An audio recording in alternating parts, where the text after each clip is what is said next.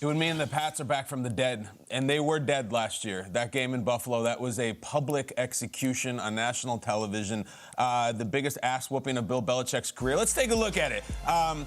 Guys, we've seen the numbers. You forget at the end of the game, the touchdowns just kept happening. Gabe Davis had one. I don't know if you remember, Josh Allen threw one to an offensive lineman. Yeah. This was a cat batting around a ball of yarn. There's a man in a chicken hat with a homemade sign. That's the sign, and that was seemingly the funeral of the New England Patriots. Afterwards, Bill Belichick goes into the locker room. He shakes Josh Allen's hand, and then he went to work. He's had 10 months. He's had 10 draft picks. He's had free agency. He extended Devin McCourty. He brought in guys like Jabril Peppers, and it's to beat number 17 of the Buffalo Bills. If they win this game, the East is not just yours. You don't just take it. And maybe Miami's. We'll deal with them another time. The East is not just yours. We are not dead. We are the Patriots. We are not going away. We are going to be 8-5. We have won 6 of our last 8 games. And if we beat the Bills on any given day, we can beat anybody in the AFC. It is an announcement by the Patriots if they win, and they're back from the dead, Peter. 3.5-point underdogs at home in primetime. I don't know if I've ever seen the Patriots be big underdogs at home in primetime. And that's the case. They gave the game away last week. They could have beaten Minnesota. Mac Jones threw for 382 yards. He was finding himself in a rhythm. And Minnesota, was able to benefit off of a roughing the punter on Pierre Strong, on some defensive miscues. Nothing to take away from the Vikings, but if they win tonight, the Patriots, they look at their quarterback and they're like, all right, that's 3 games in a row he's had things going. Now, they won 7-3 or 10-3 to the Jets, but Mac, completed like 22 or 25 passes in that game. Last week, threw for 382. They're going to go into the playoffs if they make it, and they're going to have to face Josh Allen. They're going to have to face Mahomes. They might have to face Herbert. They might have to face Lamar. They might have to face Burrow. And they might have to face Mike White, who might be the biggest thing. They might have to face Tua. Like, the AFC is loaded with quarterbacks. Loaded. Do you have one?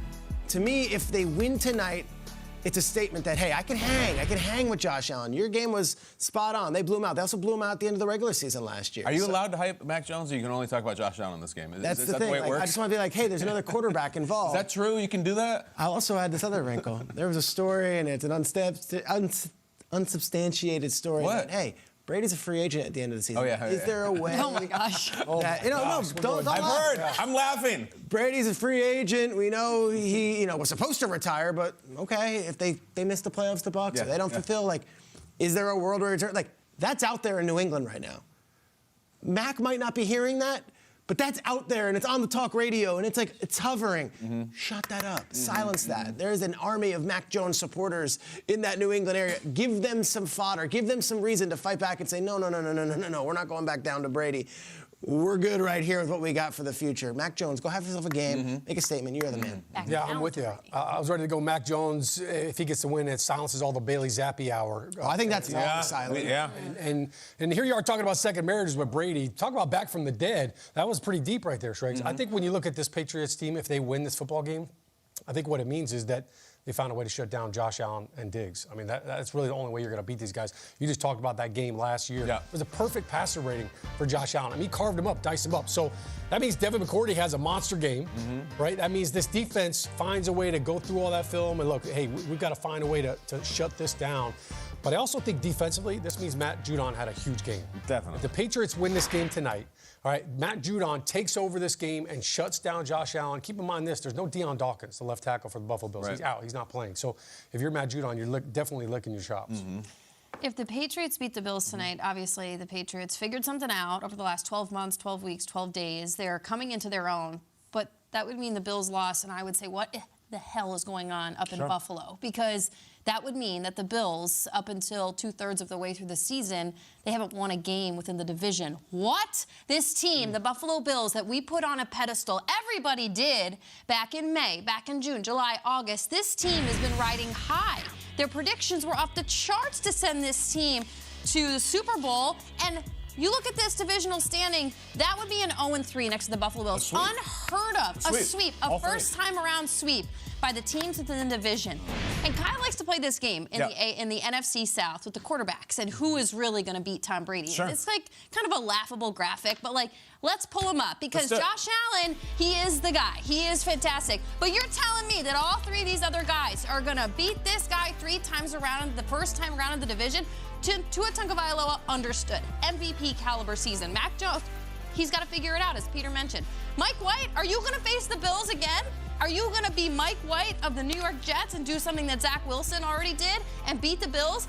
Mind-boggling when you look at these quarterbacks and the expectation and the pressure that went onto Josh Allen to start this season. And you're going to tell me he lost 3 times in a row in the division. That would be mind-boggling. Can't let it happen. I like that look on his face. Got a big smile on his face, like he knows something we don't know. Maybe he does. Tua's got a couple big weeks coming up where they got the Niners, but they also have a primetime game against the Chargers. Like, I think a lot of people are like, the jury's still out on Tua, even though the numbers are there. Like, Josh Allen, don't lose this one. Peter, it's interesting you brought up that Patriots home underdog, 3.5 points, because that's what the Vikings were against the Cowboys a couple weeks ago, and they got absolutely blown out at home. The mood and attitude in New England has to be really interesting. Jason, you're there. What do you think about it, what it would mean to the Patriots, to the organization, the town, if the Pats pull one out on Thursday Night Football?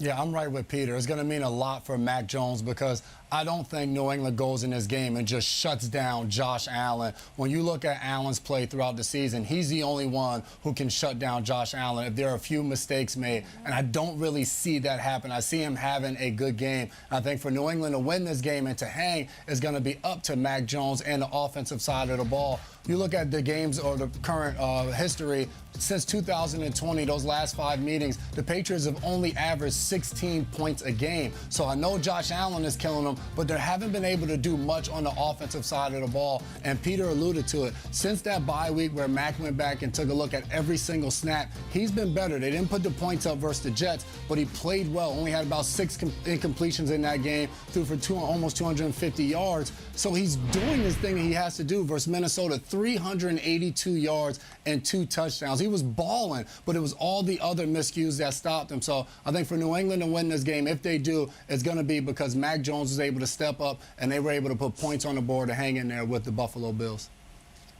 Jason, quickly, what has Mac Jones changed since, as Sean mentioned, we had a bit of a Bailey Zappi speed bump at the middle of the season? What do you see differently from him when you watch him play?